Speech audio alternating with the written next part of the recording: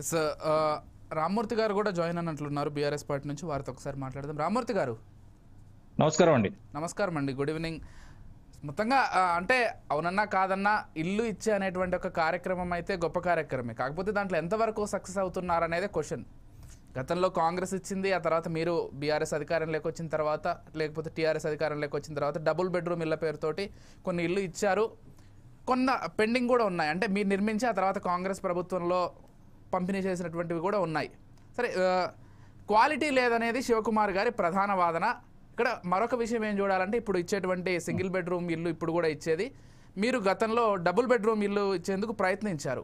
కేసీఆర్ గారు స్వయంగా చెప్పారు, ఇంటికి అల్లుడు వచ్చినా కూతురు వచ్చినా కానీ ఒక్క గదే ఉంటే చాలా ఇబ్బంది అవుతుంది పేదవాడికి, లేకపోతే దిగువ మధ్య తరగతి వాడికి. కాబట్టి 2 BHK ఉంటే కొంత ధైర్యంగా బ్రతకొచ్చు, దాంతోపాటుగా బాగుంటుంది 2 BHK అనేది కేసీఆర్ గారు స్పష్టంగా చెప్పారు.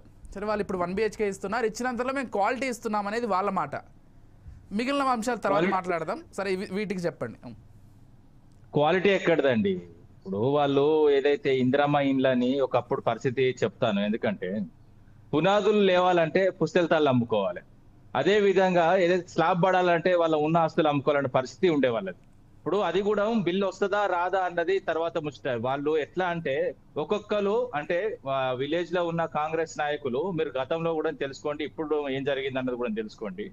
ఒక్కొక్కరు అక్కడ సర్పంచులు, కాంగ్రెస్ సర్పంచులు కానీ లేకపోతే కాంగ్రెస్ సంబంధించిన లీడర్లు కానీ ఒక్కొక్కరు 2, 3, 4 ఏదైతే ఇందిరమ్మ ఇండ్లు పెట్టుకొని లబ్ధి చేకూరు ఇల్లులు కూడా కట్టుకునే పరిస్థితులు కూడా చాలా ఉన్నాయి. బిల్లులు ఎత్తుకున్నారు, అదే విధంగా వాళ్ళు ఇల్లులు కూడా కట్టుకోలేదు.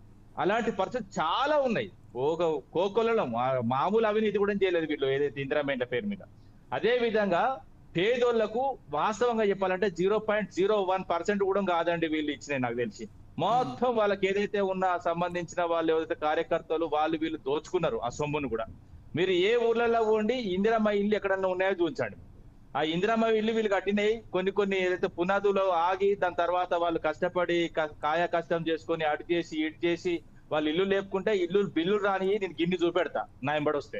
నేనేమంటున్నా అంటే మేము క్వాలిటీ కట్టలేదని అంటున్నారు కదా, నా ఎంబడి రండి, ప్రతి నియోజకవర్గానికి సంబంధించిన డబుల్ బెడ్రూమ్ ఇల్లు చూపెడతా కేసీఆర్ కట్టినాయి. ఇప్పుడు వీళ్ళు హైడ్రాతో కూలగొట్టినాయి కూడా వాళ్ళ కుటుంబాలను కూడా తీసుకెళ్లి మళ్ళీ మాకు డబుల్ బెడ్రూమ్ దిక్కైనాయి కదా అండి. ఇప్పుడు వీళ్ళు మొత్తం క్వాలిటీ లేవు మరి మనకి పంపుతున్నారు. మీరు క్వాలిటీకి మరి మీరు 1,00,000 కోట్లు, 2,00,000 కోట్లు, 3,00,000 కోట్లు ఖర్చు పెడతామని మాటలు చెప్తున్నారు కదా. అదేదో వాళ్ళకి ఇచ్చేయండి, మరి ముందే ఇవ్వండి. మీరు ఇల్లు కట్టుకున్న తర్వాత ఇస్తా అంటే మిమ్మల్ని నమ్మద్దు. నేను చెప్తున్నా, కాంగ్రెస్ నాయకులను నమ్మి ఇల్లులు కట్టుకుంటే వాస్తవంగా మోసపోతారు. గతంలో కూడా మోసపోయింది, ఇప్పుడు కూడా మోసపోతారు. ఎందుకు మీరు ముందెందుకు ఇవ్వరు?